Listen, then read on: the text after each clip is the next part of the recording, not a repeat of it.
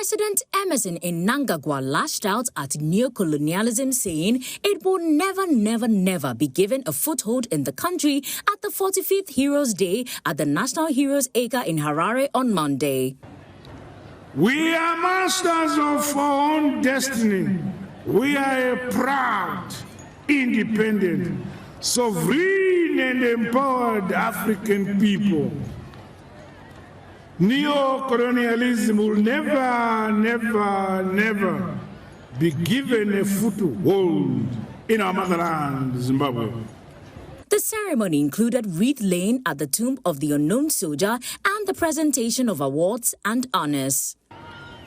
This 45th Heroes anniversary allows us to once again take stock of the strides we are making to realize the yesteryear goals that so many departed and living heroes and heroines waged the protracted armed struggle.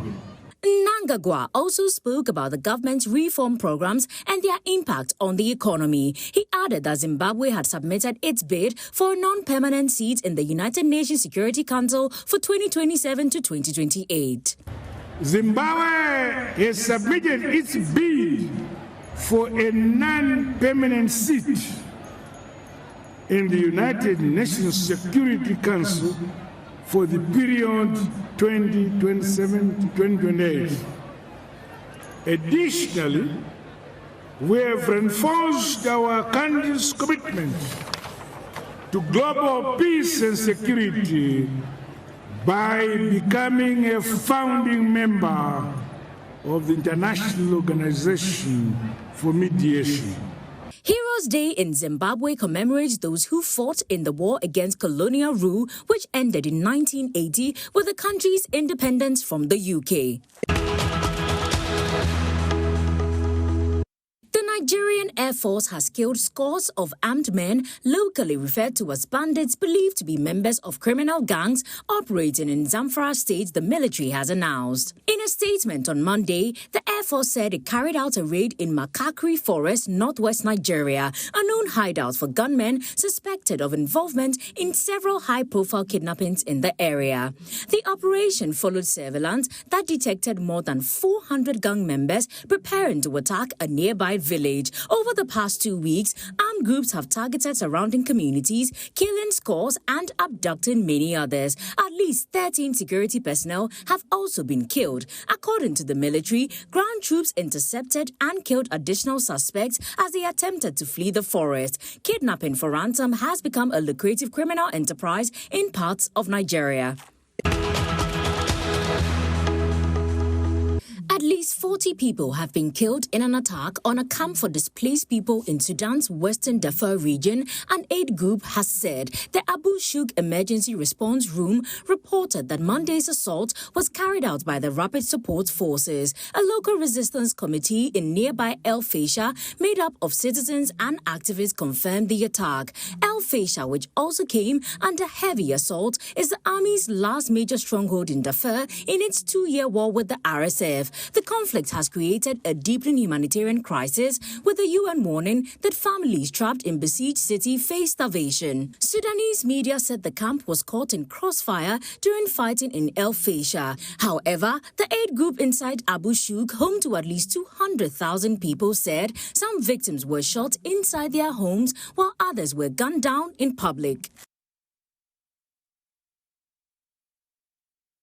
Well, some of the major stories there making the headlines across Africa. We'll take a short break. We'll return with more.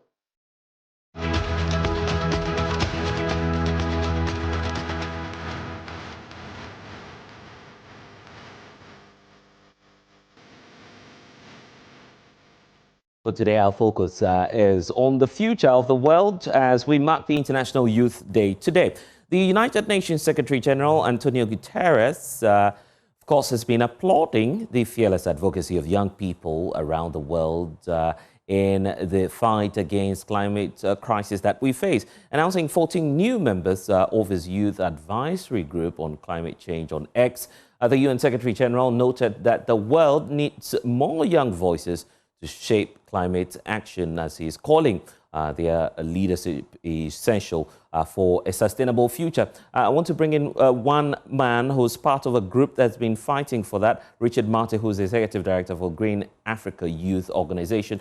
Thank you so much for joining us here on Connect Africa. Let's start off with this kind of message that we're getting from the United Nations Secretary General Antonio Guterres, who is now, of course, expanding his reach to young people, asking them to come on board in terms of tackling the climate crisis that we face.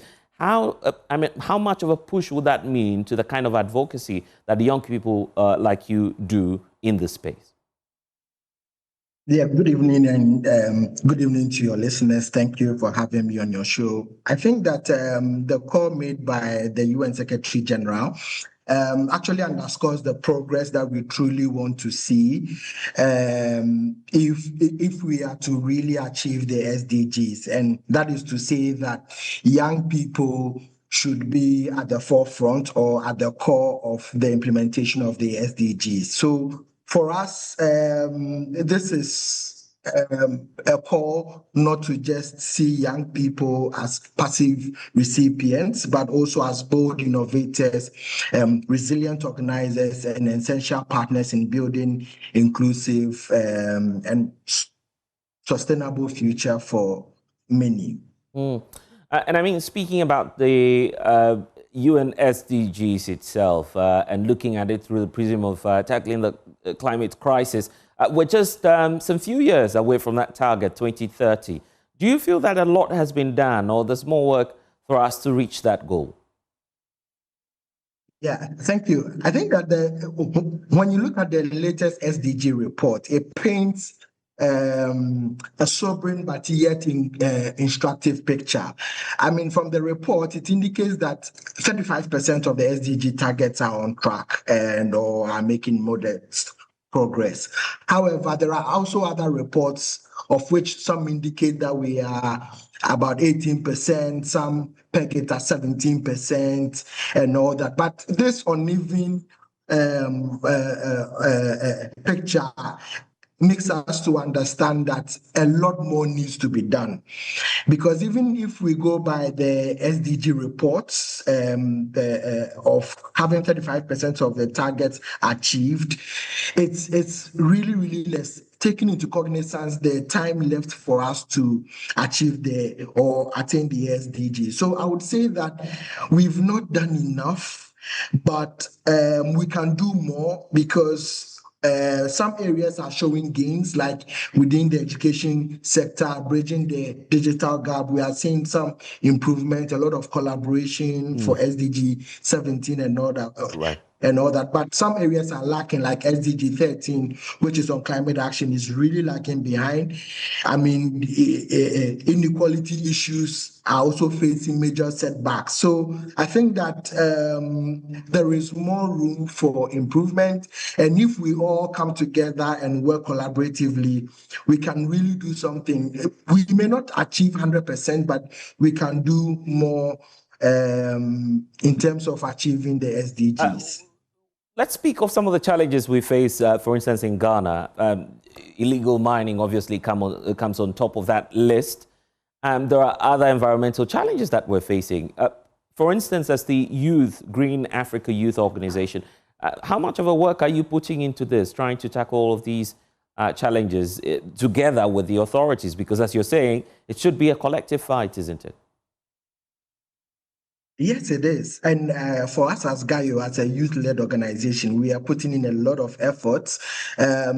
We have quite a number of interventions that we are currently leading on that is helping us in the fight against climate change. For example, we have what we call the Africa Climate Innovation Challenge that is providing technical assistance, funding, and also mentorship for young people who have innovations that are not only addressing communities' problems, but also has an entrepreneurship tune to it that is creating employment for other young people. So that is one of the areas that we are doing. We also have a number of capacity building programs like the Africa Youth Negotiators Fellowship that is training young people within the policy space, both locally and internationally, on climate governance. And for us, we believe that when we build the capacity of the youth, they can be more empowered to take action. And so a lot of capacity building initiatives are being led by us, collaborating with other youth organizations and other partners, both locally and internationally, to, address the climate crisis. Yeah, and there's just this concern about how much of a burden the youth should be bearing in climate action, or when it comes to climate action, knowing that, of course, the elderly population should not be spared of the fight, is it? How much of a youthful problem is it as opposed to the other age demographics? It's a youthful problem because when you consider Africa's population, over 60% of the population are young people, and so that obviously makes it a youth problem. That is to say, beyond that, the young people are bearing the impact today, and they will live to bear the impact tomorrow. The older generation, who are my fathers, some of them in the next 5 years or even less may not be with us. And even those who caused the problem, some of them are 80 years, 90 and all that, and they would all live in the next few years. But those of us 35 and below, we will still be here over the next, and in fact, we are talking about a net zero 2050. A lot of us young people will still be there to meet the 2050 target, net zero target. A lot of the older generations will not be there. And so it's important for the climate fight to be seen from a youth lens. And when you even look at the actions that are being taken, or the innovations and the solutions, a lot of it are led by young people. This tells us that when we put youth at the center of the fight for climate action, we will definitely see a change. Same ways when we put youth at the center of the SDGs, all the 17 goals, we'll really see that change. The young people have the ideas, they have the solutions, they have the expertise. They just need to be trusted, they just need to be given the space, and they just need to be supported. And let's not forget that while we are at it, there are still some people who feel this is all a hoax, as they will call it. How much of a work do we need to do to convince them in terms of giving them the evidence that indeed this climate crisis is here upon us? The evidence is clear. Sometimes we just try to create a scenario of having data and statistics from the World Meteorological organizations or these scientific bodies to let us know, look, as Ghanaians as we are, when you were much younger in your 15 or your teenage years, when we were in the wet season, it was cold. You put on pullovers and all that. These days it rains and the weather is still warm. There is no cold. There's erratic rainfall and all that. You don't need scientific data to know that you're experiencing climate change. Yeah, so for me, I think that they are just finding a way to sort of cover up their acts, also to stop themselves from paying for the damage that they have caused. That is what it is. Okay. Before I let you go, you're a young person. There are others out there. What message would you want to leave them? In terms of why the need for us to all come together and to tackle this climate change issue that we've been speaking about. My message to my fellow youth is very simple. We cannot leave this fight in the hands of the older generation alone. We are the leaders. We are not the future leaders. The future is today. The future is now. If we don't act now, there will be no future to call the future. So the time to act is now. Let's act in time to create that future that we are always talking about. So this is my message for my colleague youth. Anyway, grateful for your time. Richard Mate, Executive Director for the Green Africa Youth Organization. Grateful indeed for your time. We take you now to Nigeria because the Air Force there has killed scores of armed men, locally referred to as bandit, believed to be members of the criminal gangs operating within the Zamfara state. The military has now announced that officially and pointing out in a statement which was released that it carried out that raid within the Makari forest area, which is northwest of Nigeria. Of course, it's a known hideout, as we understand, for these gunmen suspected to be involved in several high-profile kidnapping cases. So there'll be a need for us to find out more on what's been happening now. And joining us via Zoom now is, of course, Dennis Amache, who's a security expert, joining us with more on this. Thank you so much for your time. Dennis, the point about what we've been, and we keep on seeing from Nigeria, the northwestern parts specifically, how much of a challenge is it now for the security agencies, knowing that they have a lot more work to be done? Thank you very much for having me. Yes, it's a very big challenge. It's a very big challenge because this thing has been going on for about 16 years now. And the major issue is that these bandits have moved into what we call the ungoverned spaces in the northern part of the country, majorly in the northeast and northwest area and central area too. So they've occupied those areas, and we call them ungoverned spaces because there is no enough law enforcement in those areas, and they have been busy trying to kidnap people, and then, of course, using the proceeds to take care of themselves, buy arms, and do whatever they want to do. So the president in June came out to tell them that, look, you have to go out and take care of this right away. So I think since then, they have to give kudos to the military and the intelligence agencies, especially the Department of State Services, where they have collaborated in trying to, deal with this issue. And of course, the Air Force had come out to support the whole idea. So they've been decimating them. And I hope that they will do much better job where we can return all these internally displaced people back to their home state. Yeah, the kinetic approach, has it been effective as it should be? Well, it has been effective, but it has not given us the full results that we want. Many people have suggested the non-kinetic approach, but you see, we're dealing with criminals, and in the Northeast, even the army came up with this de-radicalization program, where they want to use a non-kinetic approach in dealing with them, bring them back, de-radicalize them, and then prepare them to put in society. But I don't think the time is right for them to be put back in society. These are criminals who are supposed to answer for their call.